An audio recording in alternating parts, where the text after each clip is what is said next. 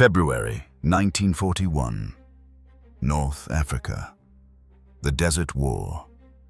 A single German aircraft lands at Tripoli Airport in Italian Libya. A man steps off, tall, lean, wearing goggles and a leather coat dusted with sand. His name is Erwin Rommel. He is 49 years old. A general who made his reputation in France, commanding the 7th Panzer Division, the Ghost Division, so called because it moved so fast even German high command lost track of it. A master of mobile warfare, a tactician of genius-level aggression. He has been sent to Africa with a skeleton force, the Africa Corps. 2 divisions, neither at full strength. His mission, per explicit orders from Berlin: stabilize the front, support the failing Italians, defend, do not, under any circumstances, attack. Rommel did not understand the word defend. He spent a few days surveying the situation. The British had just completed Operation Compass, a stunning offensive that had destroyed 10 Italian divisions and captured 130,000 prisoners. The Italians were demoralized, broken, in full retreat. But Rommel saw something else. He saw that the British were overextended, exhausted. Their best units, the experienced 7th Armored Division, veteran Australian troops, had been pulled out and shipped to Greece to counter a German invasion there. The British 8th Army that remained in North Africa was a hollow shell, under strength, undersupplied, led by officers who had just won a great victory and believed the war in Africa was essentially over. Rommel looked at this situation and saw opportunity. He saw panic in his enemy's eyes, and he attacked. What followed would be called, with bitter British humor, the Benghazi Handicap. It was not a battle. It was a rout, a 500-mile retreat, a total collapse of British command and control. Rommel's Africa Corps, moving with terrifying speed, punched through British positions that weren't expecting an attack. British commanders, used to fighting demoralized Italians, suddenly found themselves facing aggressive, well-trained German troops supported by panzers and Stukas. The retreat became a stampede. British generals were captured in their pajamas, overrun in their headquarters before they even knew the Germans were near. Supply dumps were abandoned. Vehicles were left by the roadside when they ran out of fuel. Units lost contact with each other, with their commanders, with any sense of what was happening. The invincible British army that had just humiliated the Italians was running for its life back toward Egypt. Rommel pursued relentlessly. He was often at the front himself, pushing his commanders to move faster, strike harder, exploit the chaos. This was Blitzkrieg at its finest. Speed, aggression, psychological shock, creating collapse faster than the enemy could react. By early April, the British had been pushed back from El Agheila, where they'd stopped after Compass, all the way to the Egyptian border, 500 miles, in 2 weeks. It was a disaster, a humiliation. Proof that the vaunted British military was no match for German tactical excellence. Except, in this tide of chaos and retreat, one formation did not run. The Australian 9th Division. They were colonial troops, not regular British army. They'd only recently arrived in North Africa. They were considered green, inexperienced, untested in desert warfare. The British staff officers looked down on them. Too informal, too undisciplined, too quick to tell a British officer exactly what they thought of his orders. But the Australians were furious at what they were seeing, furious at the chaos, furious at the retreat, furious at British incompetence. And their commander was a man who shared that fury. General Leslie Morshead. Leslie James Morshead was not a typical general. He wasn't a career military officer from a prestigious family. He'd been a school teacher, a headmaster, a civilian who joined the army during World War I, fought at Gallipoli in the Western Front, earned a Distinguished Service Order for bravery, and then went back to civilian life. When World War II began, he rejoined. At 51, he was older than many of his peers, but he brought something they lacked: a teacher's insistence on discipline, preparation, and attention to detail. His troops called him Ming the Merciless after the Flash Gordon villain. He was severe, uncompromising. He drilled his men relentlessly. He had zero tolerance for sloppiness or incompetence. He wasn't popular in the way some commanders were. He didn't have Patton's flamboyance or Montgomery's showmanship, but his men respected him because they knew he wouldn't waste their lives. He wouldn't tolerate the kind of incompetent leadership that was causing the disaster unfolding around them. And when the order came to hold Tobruk, Morshead looked at his options and made a decision that many considered suicidal. He would stand, and he would hold. As the British 8th Army fled past them toward Egypt, General Archibald Wavell, Commander-in-Chief Middle East, gave Morshead a fatalistic order: hold the fortress of Tobruk for as long as possible. That phrase, as long as possible, implied a few weeks at most. Delay Rommel. Buy time for the British to establish a new defensive line further east. Then withdraw before being completely surrounded. It was a rear-guard action, a sacrifice. But Morshead saw something else. He saw that Tobruk had a deep-water port, the only one between Tripoli and Alexandria. If Rommel took it, he could resupply his forces by sea. If he didn't, his supply line stretched over 1,000 miles of coastal road, vulnerable to interdiction, limited by truck capacity. Holding Tobruk wasn't just delay. It was strangulation. If they could hold the port, they could cripple Rommel's logistics for his entire offensive. So Morshead made his reckless decision. He would not just delay. He would defend Tobruk indefinitely, to the last round. To stop in the middle of a Blitzkrieg and let yourself be surrounded was military suicide. It violated every principle of mobile warfare. It was madness. But Morshead was a gambler, and he believed his men could do what seemed impossible. April 8, 1941.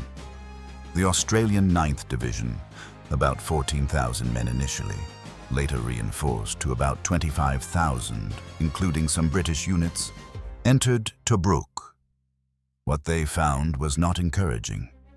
Tobruk had been an Italian fortress. The defenses were Italian-built, a perimeter roughly 30 miles in circumference, studded with concrete pillboxes and strong points connected by anti-tank ditches and wire obstacles. But the defenses were designed for the wrong threat.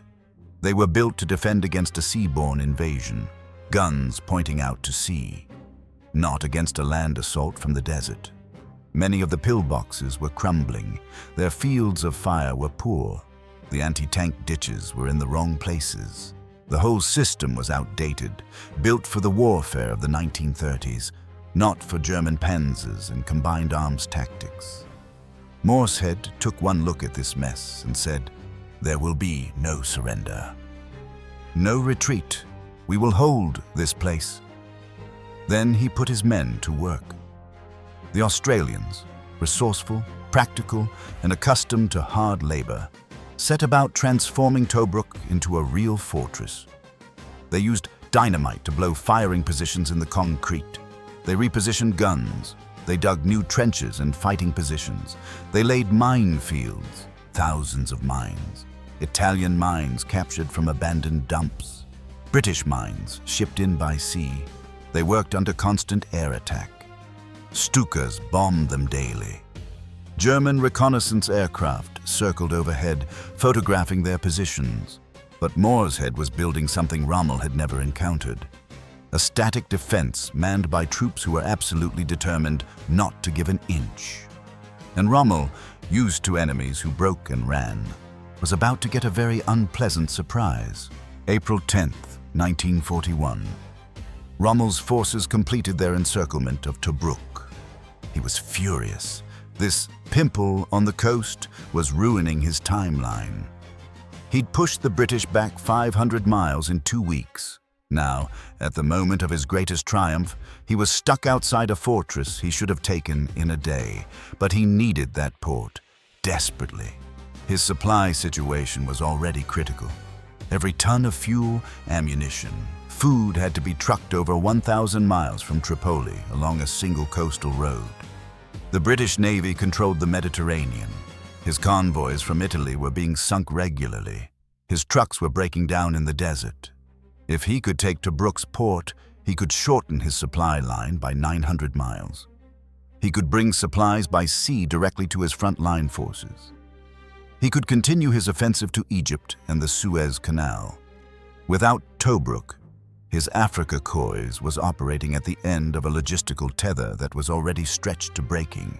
So Rommel decided to take Tobruk quickly, smash through the defenses with his trademark aggression and speed. He radioed Berlin with his assessment of the defenders.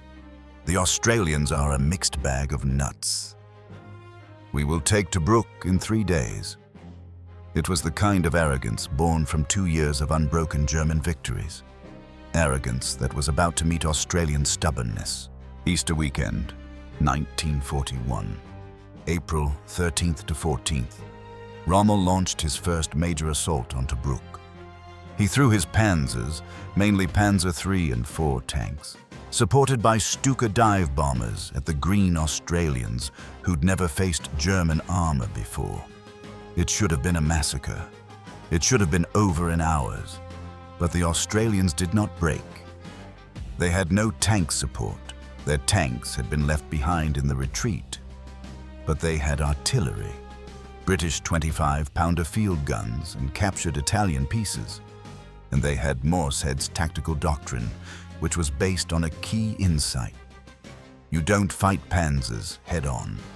You let them through your forward positions, then cut off and destroy the infantry following them. So the Australians held fire as the panzers rumbled through the perimeter defenses. Let them pass. Then they opened up with everything they had: artillery, anti-tank guns, heavy machine guns, on the German infantry trying to exploit the breakthrough. The German infantry were caught in the open, shredded, pinned down, unable to advance or retreat. The panzers, now deep inside the defenses with no infantry support, found themselves isolated. Australian infantry teams armed with anti-tank rifles and captured Italian 47mm guns, hunted them in the maze of trenches and strongpoints. By the end of Easter Monday, Rommel's attack had failed. He'd lost tanks, men, and, critically, time. He tried again. Threw more forces at different sections of the perimeter. April 16th, April 30th, May 1st. Each attack was met with the same ferocious resistance. The amateurs, the colonial troops the British staff had looked down on, had stopped the Ghost Division, had stopped the Blitzkrieg. Rommel was stunned. For the first time in his career, his aggressive tactics had been countered by an enemy that wouldn't break. This is where legend was born. The Germans were furious that this pimple fortress wouldn't fall. Nazi propaganda seized on it. Lord Haw Haw, the English-language radio propagandist, broadcast to the world, "The rats of Tobruk are caught in a trap. They are doomed." The name was meant as an insult. Sewer rats, vermin, trapped and waiting to be exterminated. The Australians heard this, and they loved it. They adopted Rats of Tobruk as a badge of honor. It perfectly captured their situation and their attitude. They lived underground in dugouts, like rats in burrows. They came out at night to raid and harass the enemy. They were scrappy, resourceful, too stubborn to give up. They drew cartoons of rats biting German and Italian soldiers. They sang songs about being rats. When newspapers back in Australia picked up the name, it became a source of immense pride. The Rats of Tobruk, defiant, unbeaten, chewing on the German lion. It was psychological warfare in reverse. The Germans tried to demoralize them and ended up giving them an identity that made them more determined than ever. The siege settled into a pattern. But it wasn't the static, passive trench warfare of World War I. Morshead had a philosophy he called aggressive defense. He believed that a besieged force couldn't just sit and wait. You had to dominate no man's land, own the night, make the enemy more afraid of you than you were of them. So every night, Australian patrols went out into the desert between the perimeters, small teams, 5, 10 men, armed with rifles, grenades, Bren guns. Their mission: gather intelligence, harass enemy positions, lay mines, steal supplies, take prisoners. These raids were terrifying for the German and Italian forces besieging Tobruk. You never knew when a patrol of Australians would materialize out of the darkness, shoot up your position, and vanish. The Germans started calling the Australians jungle fighters, meant as a compliment to their field craft. The hunters had become the hunted. One famous incident: an Australian patrol ambushed a German staff car, killed the officers inside, and stole their maps and documents. The intelligence was invaluable, but the psychological impact was even greater. German officers started avoiding travel after dark. Morshead also rotated his frontline units constantly. No unit stayed in the same position long enough to become complacent or predictable. It kept his men alert and kept the Germans guessing. It was exhausting, but it worked. The siege that was supposed to break Australian morale became a source of pride. They were besieged, yes, but they were winning the small battles, dominating their enemy psychologically. But aggressive defense only worked if they could stay supplied. Tobruk was completely surrounded by land. The only connection to the outside world was the sea, and the Royal Navy had to run a gauntlet of German and Italian air attacks to reach it. The Tobruk ferry service, later called the Spud Run because of all the potatoes they carried, consisted of destroyers, cruisers, and fast supply ships that would sail from Alexandria every night, unload at Tobruk, and race back before dawn. German Stukas attacked them constantly. Ships were sunk, damaged, forced to turn back. The sailors called themselves the Scrap Iron Flotilla, a nickname originally applied to the Australian Navy by Japanese propagandists before the war, now adopted with pride. Every night, the rats would watch the horizon, hoping to see the ships. Because those ships brought food, water, ammunition, medical supplies, and mail from home. Everything they needed to survive one more day. And every night, the ships took away the wounded. Hundreds of casualties evacuated under German air attack. The conditions in Tobruk were brutal.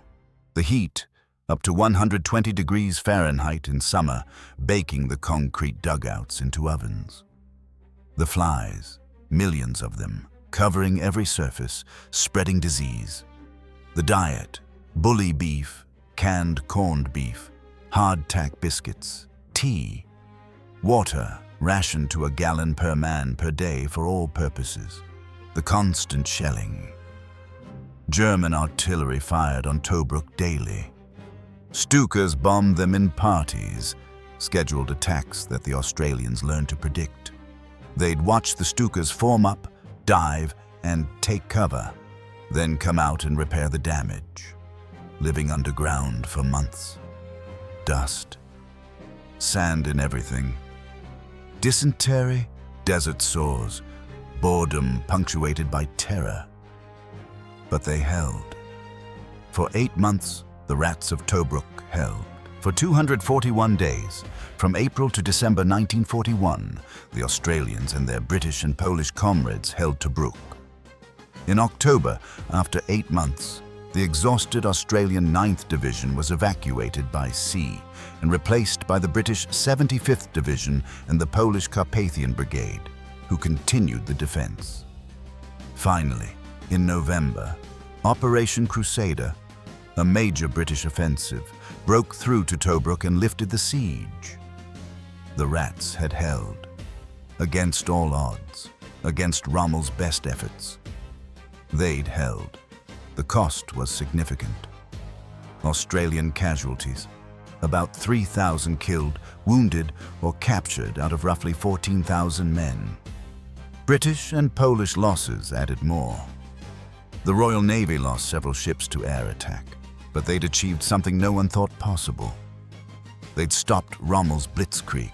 So how did this mad, reckless stand at Tobruk actually stop Rommel's offensive? 3 reasons, each one critical. First, logistics. Rommel never took Tobruk's port. That meant his entire offensive into Egypt operated at the end of a 1,000-mile supply line from Tripoli. Every ton of fuel, every shell, every spare part had to be trucked across that distance on a single coastal road under constant harassment by the RAF and Royal Navy. His units were perpetually undersupplied. He never had enough fuel for sustained operations. His tanks were often immobilized, waiting for fuel convoys. His attacks on the British position at the Egyptian border, at Halfaya Pass and other strong points, failed repeatedly because he couldn't concentrate enough force. With Tobruk's port, he could have supplied his forces by sea, shortened his logistics chain by 90%, and continued his offensive. Without it, he was strangled. Second, time. The 8-month siege stalled Rommel's entire 1941 offensive.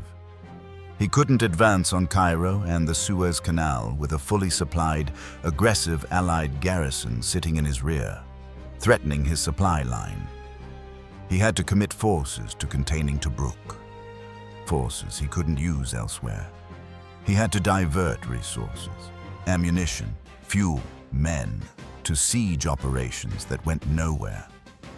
Those 8 months gave the British time to build up forces in Egypt, time to bring in reinforcements, time to reorganize, time to prepare for the counter-offensive that would eventually become Operation Crusader. If Tobruk had fallen in April as Rommel expected, the war in North Africa might have ended very differently. Rommel might have reached Alexandria, the Suez Canal, even threatened Palestine and the Middle Eastern oil fields. Third, psychology. This was the first time the Afrika Korps had been stopped.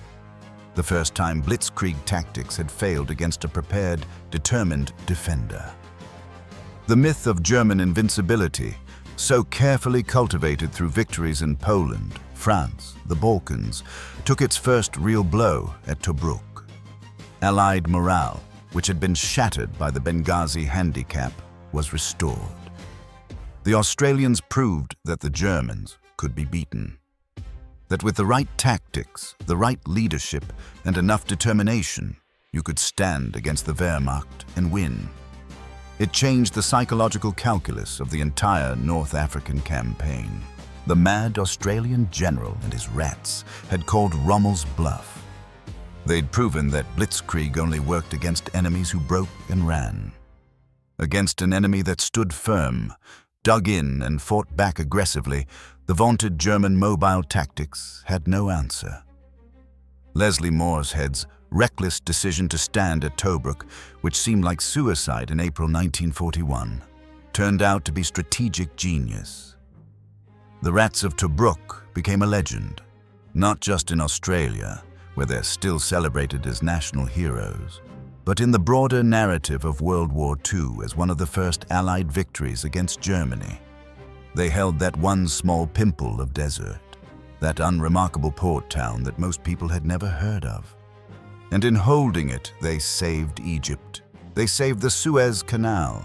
They saved the entire Middle East from German conquest.